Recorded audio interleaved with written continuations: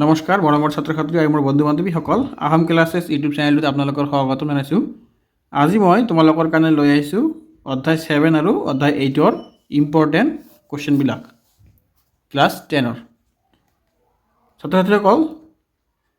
Class 7 অধ্যায় 7 আৰু অধ্যায় 8ৰ যিখিনি ইম্পৰ্টেণ্ট আছে তোমালোকৰ মেট্ৰিকত আহিবলগীয়া সেইকেইটাৰ বিষয়ে মই লৈ আহিছোঁ। অলপ মানে কোনকেইটা তোমালোকে পঢ়িলে তোমালোকৰ বেছি কামত লাগিব আৰু পৰীক্ষাত কমন পৰিব সেইকেইটা মই লৈ আহিছোঁ। প্ৰথমতে তোমালোকে যোৱা পেজ নম্বৰ 119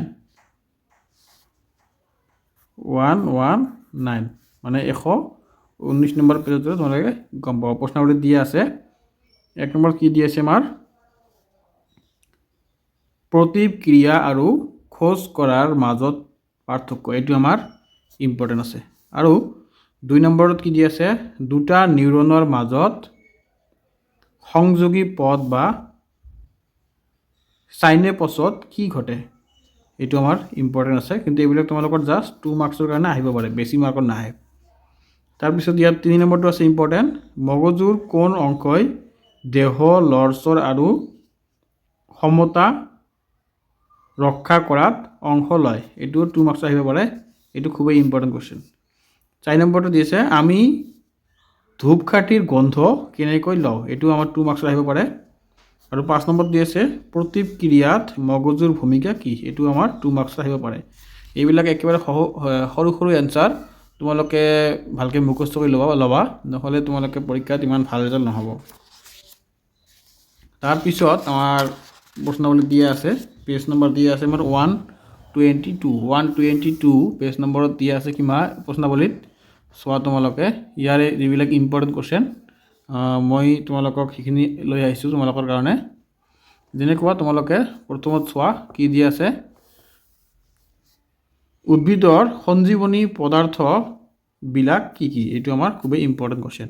উদ্ভিদৰ সঞ্জীৱনী পদাৰ্থবিলাক কি কি, মোষ্ট ইম্পৰ্টেণ্ট কুৱেশ্যন, এইটো জাষ্ট ফৰ 2 মাৰ্কছ।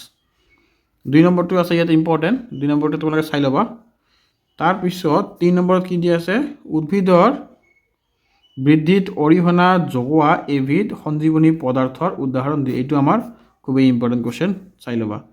তাৰপিছত আমাৰ কি দিছে 4 নম্বৰত দিয়া আছে কোনো এক আধাৰত চৌপাশে আকৰ্ষৰ বৃদ্ধিত অক্সিজেনে কেনেকৈ সহায় কৰে, এইটো ইমান ইম্পৰ্টেণ্ট নহয়, তোমালোকে চালে চাব পাৰা। 5 নম্বৰটো পঢ়িবা জলানুবেগীৰ পৰীক্ষামূলক আৰ্হি এটা প্ৰস্তুত কৰা, এইটো আমাৰ ইম্পৰ্টেণ্ট কুৱেশ্যন আছে, এইটো 5 নম্বৰটো। তাৰপিছত আমি আহিম এতিয়া পেজ নম্বৰ 125 পেজ নম্বৰৰ প্ৰশ্নাৱলীত চোৱা তোমালোকে আমাৰ কি দিয়া আছে। কুৱেশ্যনবিলাক খুবেই ইম্পৰ্টেণ্ট কুৱেশ্যন, এই পাঠটোৰ তোমালোকে ভালকৈ পঢ়িবা। 1 নম্বৰত দিয়া আছে আমাৰ প্ৰাণী দেহৰ ৰাসায়নিক সমবায় কেনেকৈ সংঘটিত হয়, এইটো আমাৰ খুবেই ইম্পৰ্টেণ্ট কুৱেশ্যন। 2 নম্বৰত দি আছে আয়োডিন পুষ্ট লৱণ খোৱাটো কিয় আৱশ্যক, এইটো আমাৰ খুবেই ইম্পৰ্টেণ্ট কুৱেশ্যন। আৰু আছে 4 নম্বৰটো কিছুমান ডায়েবেটিছ ৰোগীক ইনচুলিনৰ বেজী দিয়া হয় কিয়, এইটো আমাৰ most important question, just for 2 marks. বেছি লম্বা পঢ়িব নালাগে, 2 মাৰ্কছৰ কাৰণে পঢ়িলে হৈ যাব। তাৰপিছত তোমালোকে এতিয়া আহা অনুশীলনীৰ কুৱেশ্যনখিনি তোমালোকে এটা বস্তু মনত ৰাখা, তোমালোকে কেতিয়াও মাল্টিপল চইচবিলাক এৰি নাযাবা। মাল্টিপল চইচবিলাক তোমালোকৰ পৰীক্ষাত অহাৰ খুবেই চান্স থাকে, এইকাৰণে তোমালোকে মাল্টিপল চইচবিলাক পঢ়িবা। মই আৰু এইবিলাক পঢ়ুৱাই নিদিওঁ, তোমালোকে জানাই। তাৰপিছত এতিয়া আহা 126 পেজ নম্বৰ 126 পেজ নম্বৰত কি দিয়া আছে আমাৰ চোৱা তোমালোকে।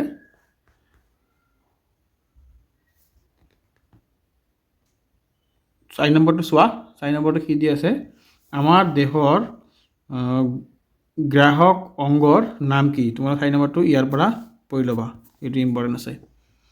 তাৰপিছত দিয়া আছে তোমালোকে চোৱা 5 নম্বৰত কি দিয়া আছে নিউৰন গঠনৰ এটি চিত্ৰ অঁকা ইয়াৰ কাৰ্য বৰ্ণনা কৰা, অলপ চাই ল'বা, এইটো ইমান এটা ইম্পৰ্টেণ্ট নহয়। 6 নম্বৰটো চাবা তোমালোকে উদ্ভিদৰ পোহৰানুবেগী প্ৰতিক্ৰিয়া কেনেকৈ সংঘটিত হয়, এইটো আমাৰ 2 মাৰ্কছৰ কাৰণে খুবেই ইম্পৰ্টেণ্ট। 8 নম্বৰটো কি দিছে স্নায়ুৰজ্জুত আঘাত হ'লে কেনে বাৰ্তত ব্যাঘাত ঘটে এইটো আমাৰ ইম্পৰ্টেণ্ট আছে তোমালোকে চাবা 8 নম্বৰটো ইম্পৰ্টেণ্ট আছে উদ্ভিদৰ ৰাসায়নিক সমন্বয় কেনেদৰে সংঘটিত হয় এইটো আছে ইম্পৰ্টেণ্ট 9 নম্বৰটো ইম্পৰ্টেণ্ট আছে জীৱদেহৰ নিয়ন্ত্ৰণ আৰু সমন্বয়ৰ কাৰণে কি প্ৰয়োজন এইটো আমাৰ খুবই ইম্পৰ্টেণ্ট কোশ্চেন তাৰপিছত একেবাৰে লাষ্টত আহা 12 নম্বৰটো নীলাজী 12 নম্বৰত কি দিছে চোৱা তোমালোকে নীলাজী বনৰ পাতৰ চলনৰ লগত আমাৰ ভৰিৰ চলনৰ আচৰণৰ মাজত পাৰ্থক্য লিখা এইটো আমাৰ খুবেই ইম্পৰ্টেণ্ট কোশ্চেন এইটো 2 মাৰ্কছ নহ'লে 3 মাৰ্কছত আহিব পাৰে এতিয়া তোমালোকে আহা লেসন নম্বৰ 8 লেসন নম্বৰ মানে অধ্যায় নম্বৰ 8 এইটো আমাৰ খুবেই ইম্পৰ্টেণ্ট পাৰ্ট এই পাৰ্টটো কি হৈছে জীৱই কেনেকৈ বংশ বিস্তাৰ কৰে মানে এইটো কৈছে জীৱে কেনেকৈ বংশ বিস্তাৰ কৰে যেনেকুৱা মানুহে বংশ বিস্তাৰ কৰে দেউতাকৰ পৰা ল'ৰা ছোৱালী হয় ল'ৰা ছোৱালীৰ পৰা নাতি নাতিনী হয় সেই ঠিক তেনেকৈ ইয়াতে কৈছে জীৱে কেনেকৈ বংশ বিস্তাৰ কৰে এই পাৰ্টটো খুবেই ইম্পৰ্টেণ্ট পাৰ্ট তোমালোকৰ কাৰণে মোষ্ট ইম্পৰ্টেণ্ট পাৰ্ট ইয়াৰ পৰা তোমালোকৰ বহুতখিনি কুৱেশ্যন অহাৰ চান্স থাকে মই জাষ্ট ইম্পৰ্টেণ্টখিনি তোমালোকক কৈ দিছোঁ কিন্তু পঢ়িব লাগিব সকলোখিনি তোমালোকক পঢ়িব লাগিব প্ৰথমতে চোৱা পেজ নম্বৰ 128 কি দিছে আমাৰ এক নম্বৰত দিছে কি প্ৰজনন প্ৰক্ৰিয়াত ডিএনএ প্ৰতিলিপিৰ আৱশ্যক কি মানে ডিএনএ আমাৰ কি কৰে যেতিয়া প্ৰজনন প্ৰক্ৰিয়া হয় তেতিয়া ডিএনএৰ কি কাম থাকে 2 নম্বৰ কি দিছে প্ৰজাতিৰ কাৰণে ভিন্নতা প্ৰয়োজন কিন্তু একক জীৱৰ কাৰণে গুৰুত্বপূৰ্ণ নহয় এইটো আমাৰ ইম্পৰ্টেণ্ট কোশ্চেন তাৰপিছত তোমালোকে আহিবা প্ৰশ্নাৱলীৰ পেজ নম্বৰ আছে আমাৰ 133 মানে 133 ইয়াৰ প্ৰশ্নাৱলী চোৱা তোমালোকে কি দিয়া আছে ইয়াত আমাৰ প্ৰশ্নাৱলীত দিয়া আছে কি এক নম্বৰত কি দিছে দ্বিখণ্ডন বা দ্বিবিভাজন আৰু বহু বিভাজনৰ মাজৰ পৰিভেদ কি এইটো আমাৰ খুবেই important question just for 2 marks বেছি ডাঙৰ পৰিভেদ নালাগে 2 মাৰ্কছৰ কাৰণে তোমালোকে পঢ়িলে হৈ যাব এতিয়া 2 নম্বৰটো ইম্পৰ্টেণ্ট আছে তোমালোকে চাই ল'বা যদি কোনো জীৱই ৰেণুৰ দ্বাৰা বংশ বিস্তাৰ কৰে তেতিয়া ই কেনেদৰে লাভান্বিত হ'ব এইটো আমাৰ ইম্পৰ্টেণ্ট কোশ্চেন তোমালোকে চাবা আৰু 3 নম্বৰটো আমাৰ ইয়াত ইম্পৰ্টেণ্ট আছে খুবেই ইম্পৰ্টেণ্ট কোশ্চেন 3 নম্বৰটো তোমালোকে চাই ল'বা তাৰপিছত তোমালোকৰ আহিব কি প্ৰশ্নাৱলীৰ কোশ্চেন ইয়াত আমাৰ দিয়া আছে পেজ নম্বৰ দিয়া আছে 140 পেজ নম্বৰত তোমালোকে কিতাপত উলিয়াই চোৱা কিতাপত উলিয়াই চালে গম পাব প্ৰশ্নাৱলীত কি দিয়া আছে যেনেকুৱা আমাৰ 1 নম্বৰ কি দিয়া আছে নিষেচন আৰু পৰাগ যোগৰ পাৰ্থক্য কেনেধৰণৰ এইটো আমাৰ মোষ্ট ইম্পৰ্টেণ্ট তোমালোকৰ এইটো ভেৰি ভেৰি ইম্পৰ্টেণ্ট এইটো তোমালোকে যেনেকৈ পঢ়িবা এইটো অহাৰ চান্স 80% আছে ভালকৈ পঢ়ি ল'বা তোমালোকে এইটো 2 নম্বৰটো আছে কি শুক্ৰাশয় আৰু প্ৰষ্টেট গ্ৰন্থিৰ ভূমিকা কি এইটো খুবেই ইম্পৰ্টেণ্ট কোশ্চেন চাই ল'বা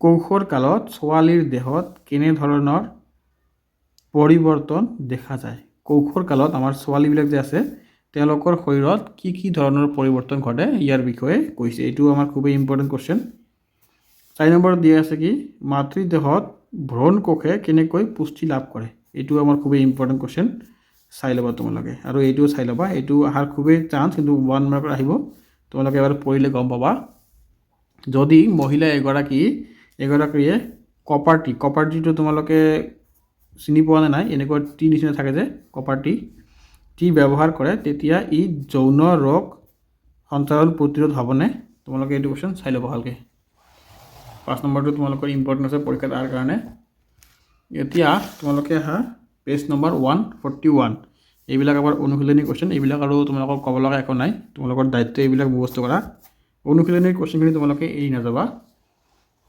মাল্টিপল চইচবিলাক অনুশীলনী যিমানখিনি আছে মাল্টিপল চইচ সেইখিনি তোমালোকে যেনেকৈ হওক নহওক মুখস্থ কৰিবা এইবিলাক এৰি যোৱাৰ কোনো কুৱেশ্যনেই নাহে তাৰপিছত তোমালোকে ডাইৰেক্ট আহা 4 নম্বৰ 141 পেজত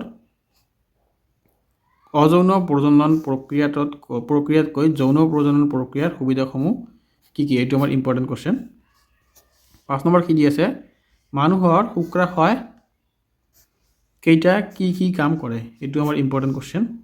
তাৰপিছত তোমাৰ ডাইৰেক্ট আহা 8 নম্বৰত বিভিন্ন প্ৰকাৰৰ গৰ্ভ নিৰ্ধাৰণ পদ্ধতিসমূহ লিখা।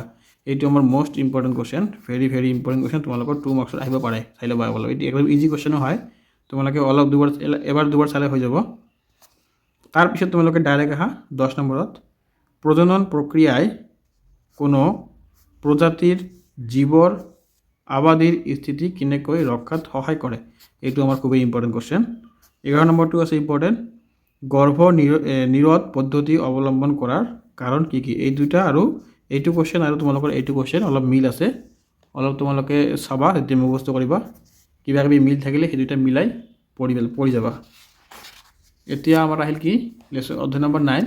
এইটো মই তোমালোকক নেক্সট ভিডিঅ'ত দি দিম। মই দুটাকে লৈ আহিছোঁ আৰু মই লাষ্টত এটা মাৰাথন ক্লাছ দি দিম। এইটো ক্লাছত তোমালোকৰ গোটেইখিনি কিতাপৰে মই ইম্পৰ্টেণ্টখিনি কৈ দিম এটা ভিডিঅ'তে।